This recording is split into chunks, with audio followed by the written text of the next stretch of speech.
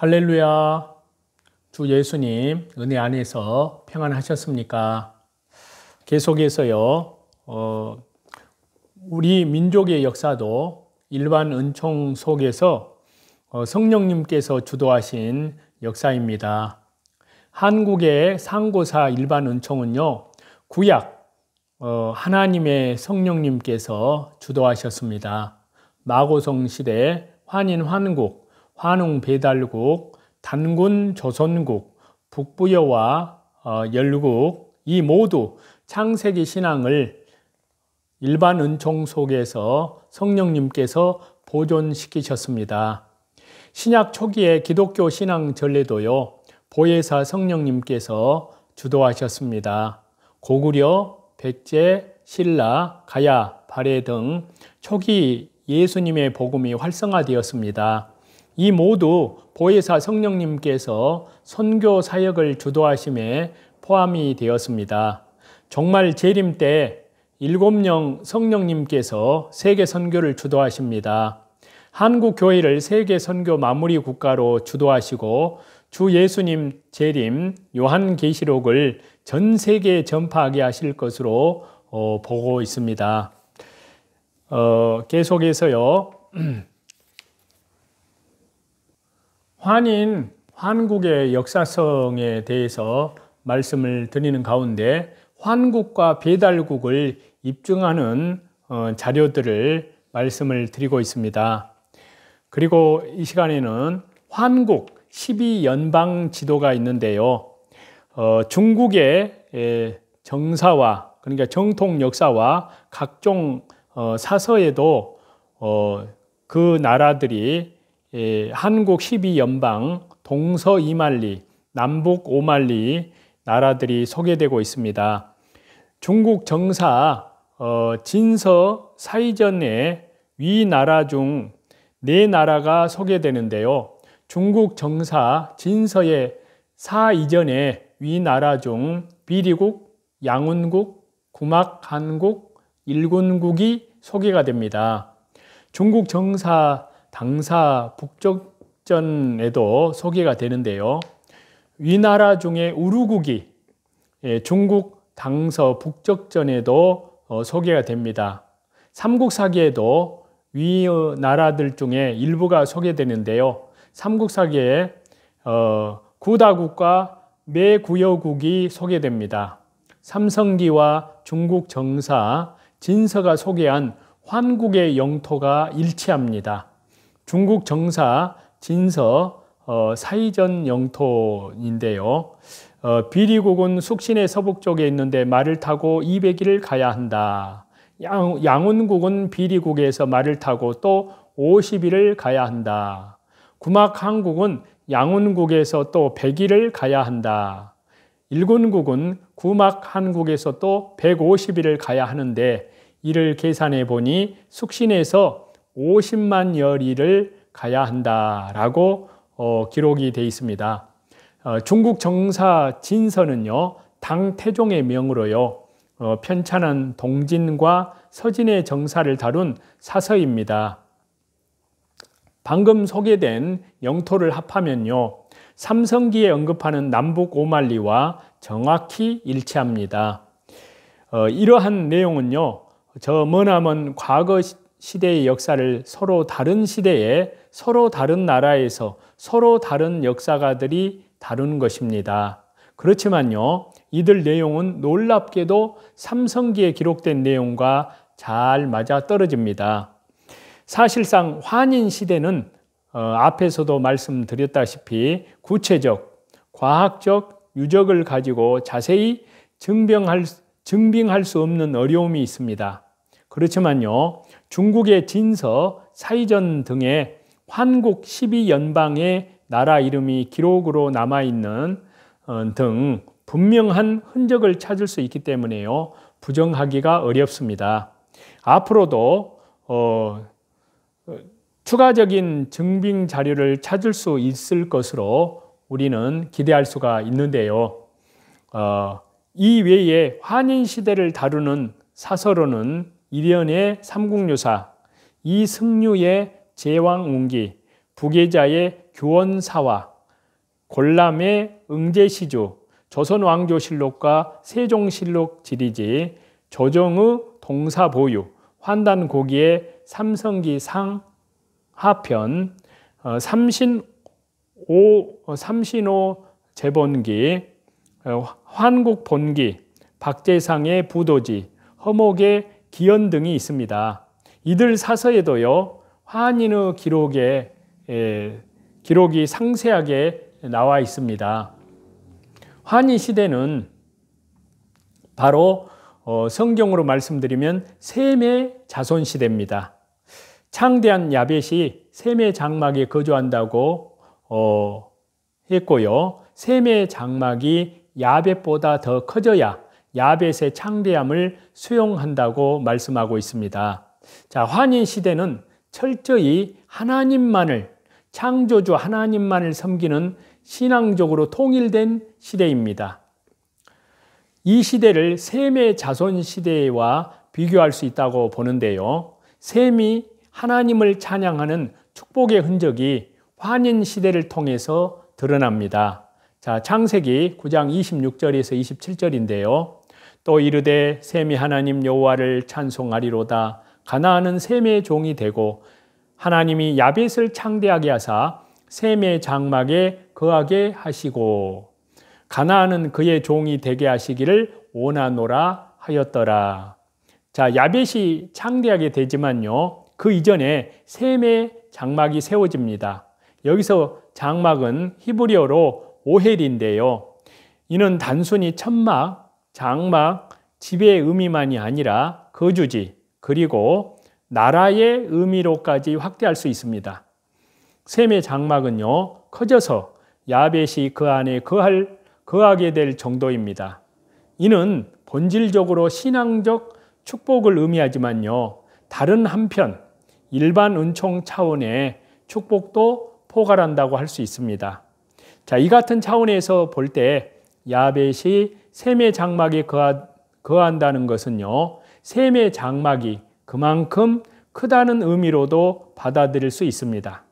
그렇기 때문에요, 그 장막이 얼마나 크겠느냐 하는 겁니다. 그 거처가 얼마나 넓겠느냐 하는 겁니다. 셈족의 후손이 세운 환국은요, 이 말씀의 일반 은총적인 의미의 성취라고도 할 수 있습니다. 남북 5만리요, 동서가 2만리의 아시아 전체를 넘는 엄청난 나라가 우리 조상의 나라 환국이었습니다. 그리고 이 외에 환국의 역사성을 입증하는 자료들에 대한 부분인데요. 첫 번째가 광개토 대왕의 비문 내용입니다. 자, 광개토 대왕 비문에 12환국 국호가 새겨져 있습니다. 자, 광개토 대왕은요, 고구려 최고의 왕 중에 한 사람으로요, 그 비문은 414년 광개토 대왕의 아들 장수왕이 세웠습니다. 그런데 이 비문에 12환국의 국호가 새겨져 있습니다. 첫 번째 보면은 비리구국, 비려 영락 5년 을미년 서기 395년에 비리가 조공을 하지 않으므로 왕이 몸소 군사를 거느리고 가서 이를 토벌하였다. 그리고 객현한국입니다. 객현한 막고성은 구견이 1집, 간연이 3집이고 객현한에서는 일가가 간연이 되고 아단성, 잡진성은 도합, 십가가 간연이 되고 또 구모액국, 구모객도 새로 들어온 한 예로서 사수성은 구견이 일가, 간연이 일가이고 모루성 이가가 간연이 되고 두비 앞잡의 한은 오가가 간연이 되고 구모객두는 이가가 간연이 되고 그 다음에 매구 여국, 매구 여민 능묘를 지키는 연호는 매구여 백성으로 구견이 이가, 간연이 삼가이고 즉 고구려 시대에도요, 환국의 12국 중에 적어도 몇 개의 국가는 그대로 불려지고 있었음을 알 수 있습니다. 이 또한 환국의 역사성을 입증하는 중요한 역사적인 자료, 사료라고 할 수 있습니다. 자, 환국의 엄청난 영토의 사실성을 반증하는 증거들이 있습니다. 자, 셈족, 알타이어족을 가진 이들의 역사적인 활동상인데요. 유라시아 대륙의 내륙, 초원지대에서 활거하며 유럽과 아시아에 수립되었던 문명 제국을 거듭해서 정복해 옵니다. 자, 우리가 쓰는 한국어는 알타이어족에 속합니다. 이 알타이어족을 사용하는 민족들은요, 아시아 대륙의 최동북 지역으로부터 중국의 북부 및 북서 지방, 몽골, 중앙아시아, 시베리아 남부, 또 볼가강 유역, 터키, 중동 및 발칸반도의 여러 지방, 유라시아 대륙의 내륙 등 널리 분포되어 있고요. 현재 사용자 수는 1억을 넘습니다. 자, 역사적으로 알타이 제민족은 유라시아 대륙의 내륙 초원지대에서 활거하던 유목민들로서요, 유럽과 아시아에 수립되었던 문명 제국을 거듭해서 정복해 왔습니다. 기원전부터 중국의 역대 왕조를 침략, 정복하여 지배했고요. 이란, 비잔틴 제국, 아랍의 칼리프국, 인도 등도 침공, 정복을 했으며요. 그들의 민족 이동은 동부 유럽의 역사에도 큰 영향을 미쳤습니다. 그래서 그런지 고대 인도의 언어인 드라비드어와 티베트어는 한국어와 유사한 단어가 아주 많습니다. 자, 수메르가 환국의 12개 연방 중에 하나였다는 겁니다. 자, 환국의 12개 연방 중에 수밀 이국이 있습니다. 단군 세기의 기록에 따르면요, 수밀이국은요, 단군 조선에게 계속 조공을 바쳐옵니다. 이러한 수밀 이국은요, 과연 어떤 나라일까요? 수밀 이국은 바로 인류 최고의 문화로 알려진 메소포타미아 문화를 일으킨 수메르 문명입니다. 그 지역은 지금의 이라크 지방이고요. 인종이나 언어학적으로 보았을 때 터키까지 포함되는 것으로 보입니다. 터키는 오래전부터 우리나라를 가리켜 형제국이라고 칭하였습니다. 2002년 한일 월드컵 때 한국과 터키가 4강에 동반 진출을 하자요. 형제국끼리 결승에 진출하자며 흥분하기도 했습니다. 그리고 60년 전 6.25 전쟁이 발발하자 형제국을 돕는다는 기치 아래 군대를 보내오기도 했던 혈맹입니다. 왜 그들은 한국을 형제국이라고 부르고 있을까요? 그 해답은 바로 역사에 있었습니다. 터키는 환국 이래로 배달국과 단군 조선을 거치면서요, 고구려 때까지 연방으로 서로 밀접한 관계가 있었기 때문입니다. 그리고 피라미드의 증거입니다. 자, 한반도의 고인돌은 만주 집안의 피라미드, 섬서성 서안의 피라미드, 이집트의 피라미드 등이 유사한 점이 너무도 많습니다. 특히 섬서성 서안 서쪽에 있는 피라미드의 발굴 당시 동이족의 유적으로 확인되자요. 중국 정부는 그대로 덮어버리고 나무를 심어 위장하기도 했습니다. 이 모든 것은 환국의 영토와 그 역사성을 입증해 주는 것입니다. 자, 북중국과 중부 서인의 피라미드 고분입니다. 자, 이들 피라미드 고분의 평균 높이는요, 25 내지 100m입니다. 이를 축조하기 위해서는요, 수만 명의 인력이 동원되어야 합니다. 최초의 발견은요, 1945년에 독일 주둔 미국 조종사의 사진 촬영과 보고서였는데요. 이에 대해 중국 당국은 오직 자연적으로 형성된 산이라고만 말해왔습니다. 중국 당국에 의하면요, 1963년에 중국의 학자들이 이 피라미드 고분을 진시황의 무덤으로 예상을 하고 발굴을 했지만요.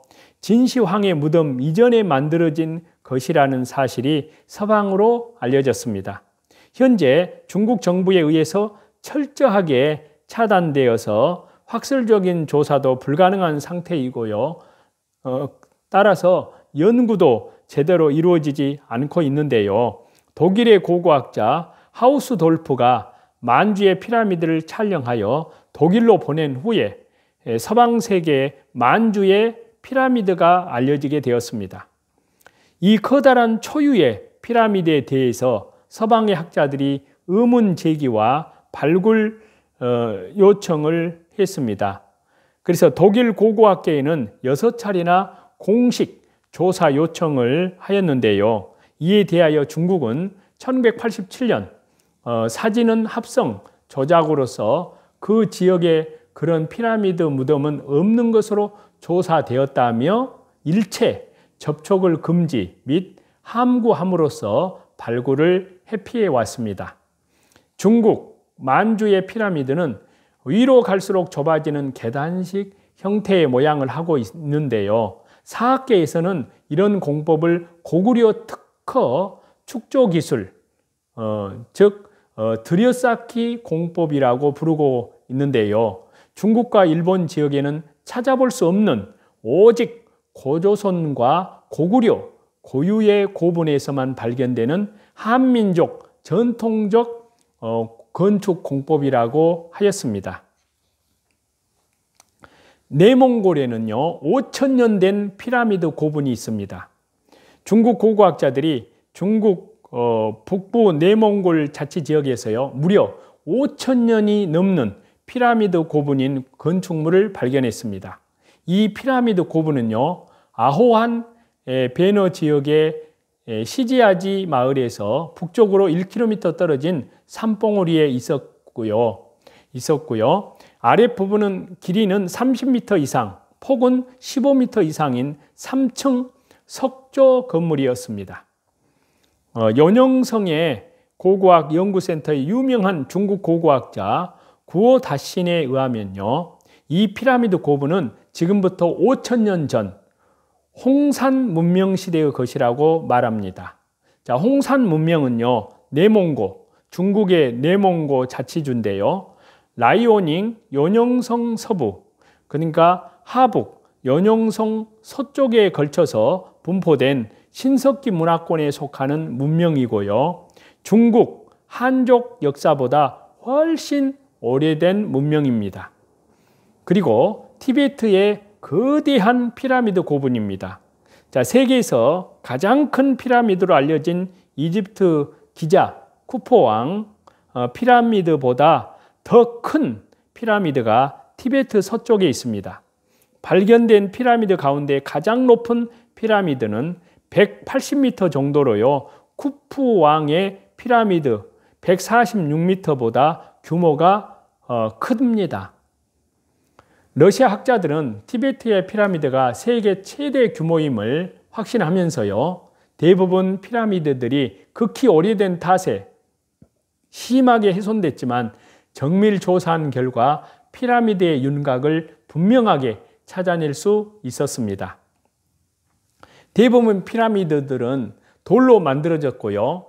표면이 움푹 들어간 경우가 많았고요. 거대한 석조, 인물상도 발견되었는데요. 발굴된 피라미드는 계단식으로 멕시코 마야 문명의 피라미드와 유사하다는 것입니다. 자, 이러한 피라미드의 증거들은요. BC 7,000년으로 거슬러 올라가는 인류 최고의 문명으로 일컬어지는 홍산 문명의 분명한 흔적들입니다. 이들 피라미드를 축조하려면 사실상 엄청난 국가, 엄청난 권력을 전제로 합니다. 같은 양식의 피라미드가 중국과 티벳, 이집트에 이르기까지 산재해 있다는 것은 같은 권력을 가진 엄청난 나라가 BC 7,000년경부터 존재해 왔음을 반증합니다. 자, 환인의 환국을 제외하면 세상 어디에서 그 시기에 그처럼 강력하고 거대한 나라에 대한 기록은 없습니다. 그러기 때문에 이들 피라미드의 증거들은요, 환인의 환국이 역사적으로 뚜렷하게 존재했음을 알리는 이 시대의 타임 캡슐과도 같다 할 수 있습니다. 화제를 바꿔서요, 지금 시대에 되어지는 성경 말씀에 기록된 내용들을 말씀을 드리는데요. 자, 모든 것이 가능하나 모든 것이 추적, 감시되는 세상입니다. 자, 그 가운데 BCI 기술에 대해서 말씀드리다 말았는데요. 자, BCI 기술은 브레인칩이 고도화된 것으로요, 인간의 기억과 컴퓨터를 연결해서 인간이 곧바로 컴퓨터가 되도록 하는 기술입니다. 군사 목적을 위해서 연구된 기술이지만요, 이제 이 기술이 민간에게로 넘어와서 수많은 민간 업체에서 BCI 연구에 박차를 가하고 있습니다. BCI 기술의 발달은요, 결국 인간의 뇌와 컴퓨터 간의 연결로요, 영원히 살고 싶어하는 인간의 영원한 꿈을 실현시켜 줄 수 있는 기술이 된다는 겁니다. 자, 세계 최대의 미래학자 집단인 세계 미래연구기구 협의회에 속한 베네수엘라의 미래학자 호세 코르데이로 박사는요, 레이 커즈와일 박사와 마찬가지로 인류가 인위적 진화를 하는 중이며 궁극적으로는 완전히 새로운 형태의 신인간이 탄생할 것이라고 그렇게 말을 하면서요, 영원한 삶을 살아갈 수 있는 인간이 곧 만들어질 것을 예견을 했습니다. 결국 인간의 끝없는 욕망은 무병장수하며 더 나아가 영생을 얻으려는 기술까지 획득을 해서요, 영원한 삶을 누리려고 합니다. 그런데 제 문제는 해결하지 않고 이렇게 하려고 하는 이것은 바로 하나님께로 말미암은 것이 아니죠. 자, 인간이 할 수 있는 최후의 일로 보이는데요. 만약 이 기술이 가능해진다면요, 기술이 허락하는 한 인간은 가상과 현실의 구분이 없이 수많은 새로운 세상을 창조하면서 새로운 인간들을 만들어갈 것입니다. 그리고 신의 위치에서 마음만 먹으면 모든 것을 할 수 있는 자가 되려고 할 것입니다. 자, 인류는 인간과 기계가 연결되면서 모든 것이 조화롭게 융합되어 꿈과 상상이 실제가 되는 세상을 기대해 보지만요, 이 모든 것은 인류의 파라다이스를 가져오는 것이 아니라 디스토피아를 가져오게 될 것입니다. 자, 인간의 성품은 선하지 못합니다. 전적 부패, 전적 타락입니다. 이미 죄로 오염된 세상 속에 던져진 인간의 행위는요, 속으로부터 솟아나는 욕심의 한계를 버리지 못합니다. 모든 것을 지배하고 다스리고 모든 것을 통치하고 싶어하는 일단의 인간들은요, 현 시대 그들이 할 수 있는 모든 기술을 총동원해서 전 인류를 통제하고 지배하며 감시하는 세상으로 만들어갈 것입니다. 초연결된 세상은요, 결국 인간을 통제, 감시하는 기술로 사용될 것이고요, 모든 인간의 자유가 제한되고 국가의 통치에 복종하지 않으면 생존의 위협까지도 받게 될 것입니다. 자, 인류는 모든 것이 가능한 시대로 들어갈 수 있을지 모르지만요, 모든 행동이 추적되고 감시되는 새로운 통제 사회로 들어갈 것입니다. 거기에 쉽게 길들여지는 자들은 치욕적이고 굴욕적인 삶을 살게 될 것이고요, 저항자들은 국가로부터 세계 정부로부터 제거를 당하게 될 것입니다. 국가 최후의 적 대부분이 우리 그리스도인들이 될 것입니다. 최후까지 새로운 짐승 정부와 싸우는 자들 대부분이 그리스도인이 될 수밖에 없습니다. 성경은 짐승 정부 시대에 있어서 끝까지 저항하며 짐승 정부와 대항해 싸우는 자들이 그리스도인임을 알리고 있습니다. 짐승 정부는 그리스도인들에 대한 무자비한 박해와 핍박과 어려움을 주게 될 것이지만요. 그리스도인들은 주님의 보호 가운데 반드시 주 예수 그리스도의 이름으로 승리하게 될 것입니다. 사도행전 23장에 보시면요. 로마 총독 벨릭스에게 호송되는 바울이 나오는데요. 자, 천부장은 백부장에게 사도 바울이 차질 없이 가이사랴로 출발할 수 있도록 준비를 시켰습니다. 그리고 천부장은 총독에게 사도 바울이 유대 사람에게 죽임을 당할 뻔했다는 것과 사도 바울이 유대 사람의 율법 문제로 고소는 당했지만요. 사형을 당하거나 갇힐 만한 죄는 없다고 쓴 편지를 군인 편에 보냈습니다. 군인들은 명령대로 가이사랴에 도착해서요. 총독에게 편지를 주었고요. 총독은 편지를 읽고 사도 바울을 헤롯 궁에 가두었습니다. 자, 사도 바울은 예상을 뛰어넘는 창조주 하나님의 인도하심을 경험하는데요. 하나님께서 사도 바울을 특별한 방법으로 로마로 인도하고 계시는데요. 하나님께서는 사도 바울을 로마 군대를 사용하셔서 로마로 이동시키셨는데요. 이렇게 특별한 방법으로 인도하시는 하나님의 방법에는 한계가 없다는 것을 깨닫게 됩니다.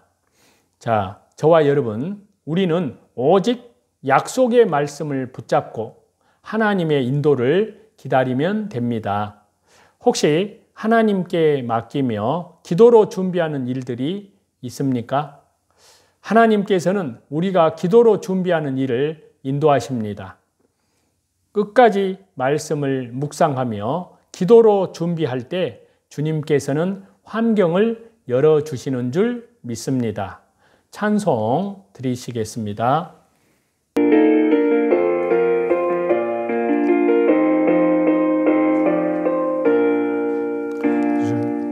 주님의 마음을 본받는 자 그 마음의 평강이 찾아오면 험악한 세상을 이길 힘이 하늘로부터 임함이로다. 주님의 마음 본받아 살면서 그 거룩하심 나도 이루리. 주 모습 내 눈에 안 보이며 그 음성 내 귀에 안 들려도 내 영혼 날마다 주를 만나 신령한 말씀 늘 배우도다. 주님의 마음 본받아 살면서 그 거룩하심 나도 이루리. 모든 존귀와 영광과 감사와 찬송을 우리 성삼위 하나님께만 돌립니다. 오늘도 주 예수 그리스도의 이름으로 믿음으로 모든 영적인 선한 싸움에서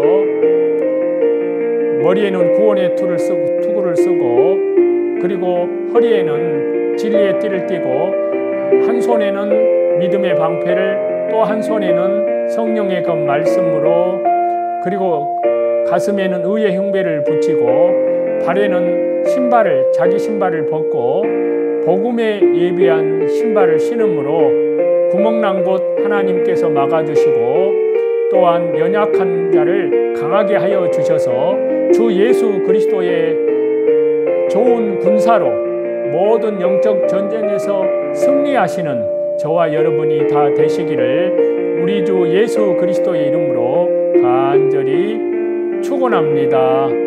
감사합니다.